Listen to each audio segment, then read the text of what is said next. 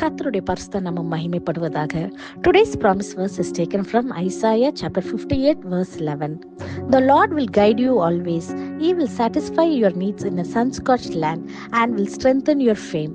You will be a well-watered garden like a spring whose water never fail. ஏசாயா 58 அதிகாரம் 11 வசனம். கர்த்தர் நித்தமும் உன்னை நடத்தி மகா வறட்சியான காலங்களில் உன் ஆத்மாவை திருப்தியாக்கி உன் எலும்புகளை நினமுள்ளதாக்குவார். நீ நீர்ப்பாய்ச்சலான தோட்டத்தை போலவும் வற்றாத நீரோற்றை போலவும் இருப்பாய். Have you ever felt like your life is very dry, like nothing in your life is progressing and you're upset? என் வாழ்க்கை வறண்ட நிலம் போல இருக்கிறது, இதில் ஒரு வளர்ச்சியும் ஒரு நன்மையும் இல்லை என்று வெறுமையுடன் காணப்படுகிறீங்களா? இந்த நாளிலே தேவன் நமக்கு கொடுத்த வாக்குத்தத்த வசனம் ஏசாயா 58:11 நாம் பார்த்தோம். This verse has the power to change your dryness to God's overflowing abundance, because this verse contains God's guidance, God's provision, God's strength, God's faithfulness and God's abundance. இந்த வாக்குத்தத்த வசனத்திலே நாம் பார்க்கிறோம், இது ஒரு நம்பிக்கையின் வாக்குத்தத்த வசனமாய் நாம் கொண்டு நம் கர்த்தருடைய சமூகத்தில் வைக்கும் போது நம் வாழ்க்கையில் இருக்க எல்லா வறண்டு போன சூழ்நிலைக்கும் இந்த ஒரு தீர்வு, இந்த ஒரு வசனத்தின் மூலமாக நம்ம வாழ்க்கை முற்றிலுமாய் மாற்ற கர்த்தர் வல்லவராய் இருக்கிறார்.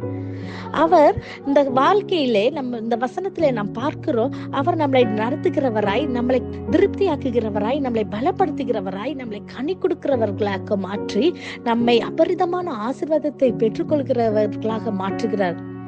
ஆம் பிரியமானவர்களே, உங்க வாழ்க்கை எவ்வளவு ஒரு வறண்டு போன சூழ்நிலையா இருக்கலாம், அதுல ஒரு நன்மையோ இல்ல, என் வாழ்க்கையில எந்த பக்கம் நான் கால் வைத்தாலும் அதுல ஒரு நன்மையோ ஒரு முன்னேற்றமும் இல்லை என்று சொல்லி நீங்க உடைந்து போயிருக்கிறீங்களா? என்ன செய்வது அறியாமல் இருக்கிறீங்களா?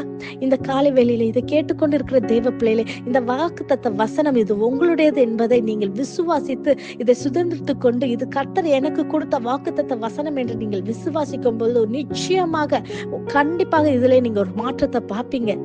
உங்க வாழ்க்கை கர்த்தர் பெரிய அற்புதத்தை செய்கிறதை நீங்க இந்த மாற்றத்தை நீங்க காண போறீங்க. உங்க வாழ்க்கை நீர்ப்பாய்ச்சலான தோற்றத்தை போலவும் வற்றாத நீரூற்றை போலவும் இருக்கும். நீங்க அநேகருக்கு ஆசீர்வாதமான பாத்திரமாய் நீங்க மாற்ற கர்த்தர் வல்லவரா இருக்கிறார். வழி இல்லாத இடத்தில் வழி செய்பவர் நம் தேவன் அல்லவா? நாம் கண்களை மூடி ஜெபிப்போமா? நேசிக்கிற நல்ல தகப்பனே, ஆண்டவரே, இந்த காலை வேலைக்காய் நன்றி செலுத்துகிறேன் அப்பா. நீர் கொடுத்த வாக்குத்தத்த வசனத்துக்காய் நன்றி செலுத்துகிறோம் அப்பா.